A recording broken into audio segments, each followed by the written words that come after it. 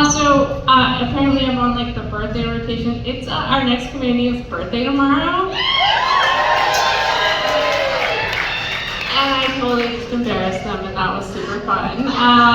So we're gonna give a big shout out to Keely. She's our favorite non-binary psychologist. They are making their stand-up comedy debut tonight after years of telling jokes from the floor in a fetal position. So let's give a huge round of applause for Keely for being super brave tonight.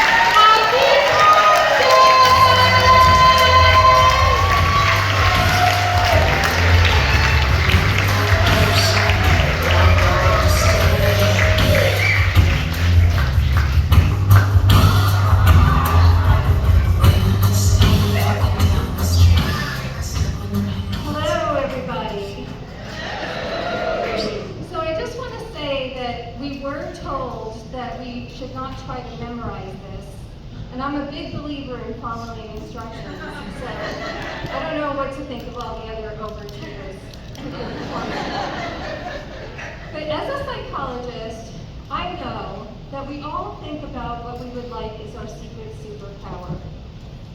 Mine used to be invisibility.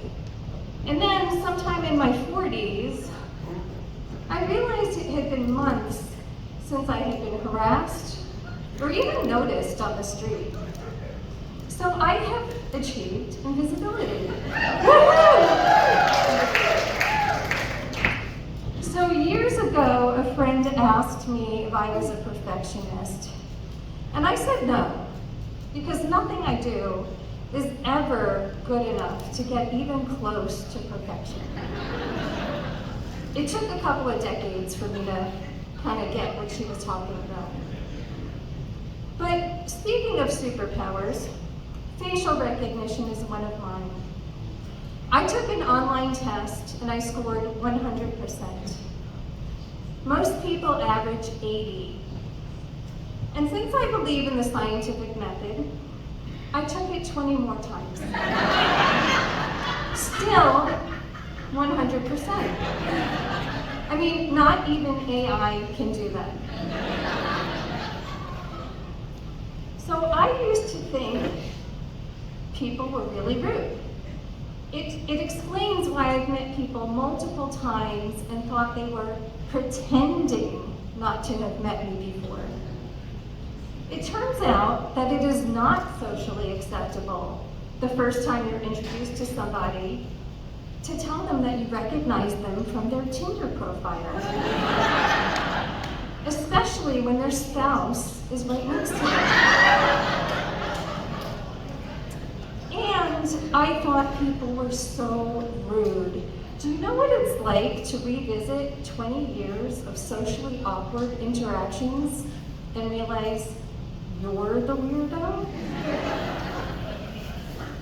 Superpowers aren't always a blessing. Another superpower of mine is bionic senses, also known to some of you as sensory processing issues.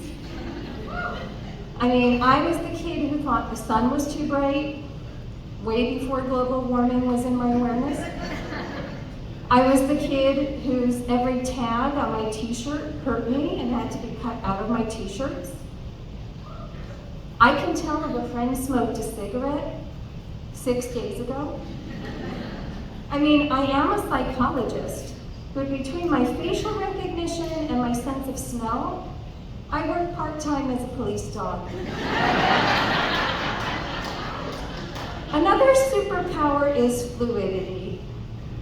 I'm gender fluid, and when you look this feminine and insist on they, them pronouns, you really have to commit. But non-binary people don't owe you androgyny just to make your lives easier.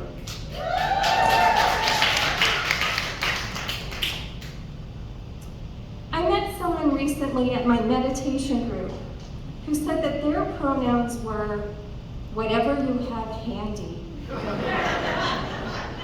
Can you imagine living in that state of enlightenment?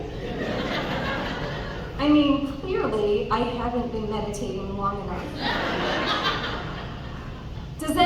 here worry about getting pronouns wrong? You know, so much focus on trans identity is on medical interventions, but the truth is that respecting people's pronouns is all the gender-affirming care that many of us are looking for.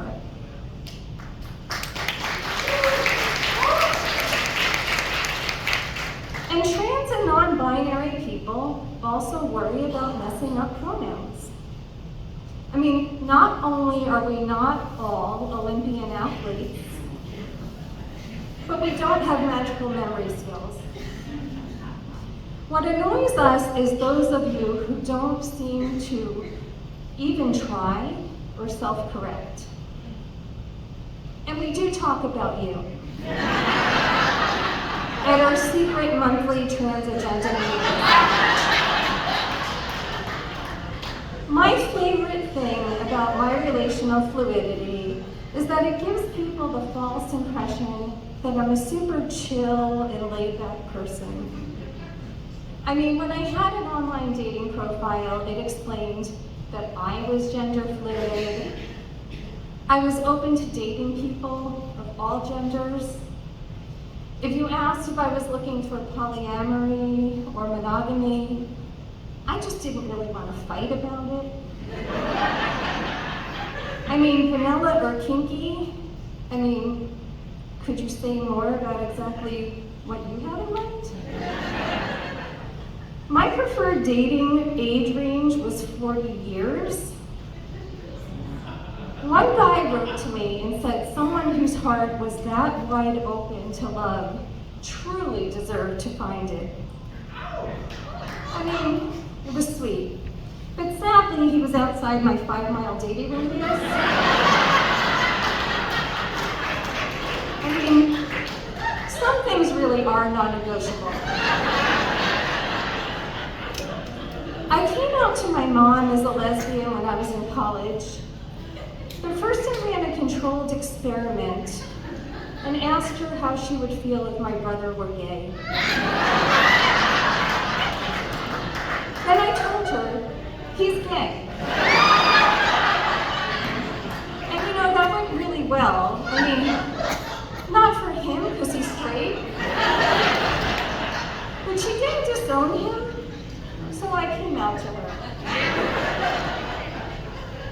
But then her homophobia started showing up in other ways, so I dragged her to a PFLAG meeting.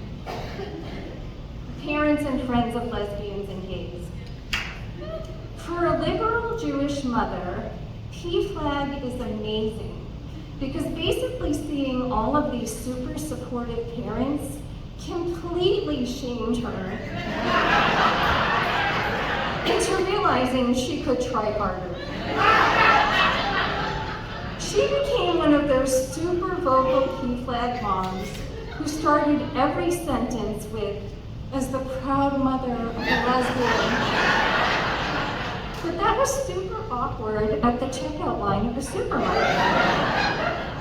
And the other thing was I had started to identify as bisexual. And biphobia is a whole other thing.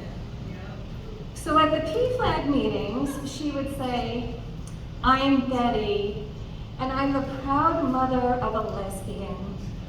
And I would sit right next to her, and I would say, "I'm Keely, I'm Betty's daughter, and I'm bisexual." And I would glare at her.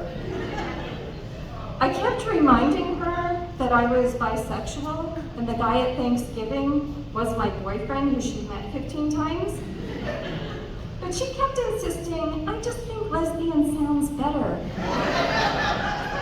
So finally, I said, "You know, Mom, you've convinced me. Lesbian does sound better. I'm gonna start telling people you're lesbian." And that's when she said, "Fine, Keely, you're bisexual." And now she and my brother are in a monthly support group for parents and siblings who've been falsely outed by queer people. Pronouns have been a little trickier. She forgets sometimes, but I did recently overhear her talking on the phone, and she said, No, it's very important to her that we use they, them pronouns. She says those are her pronouns and it's important to her. I mean, them. So she's non-binary in her appearance? And at least she's trying. Thank you.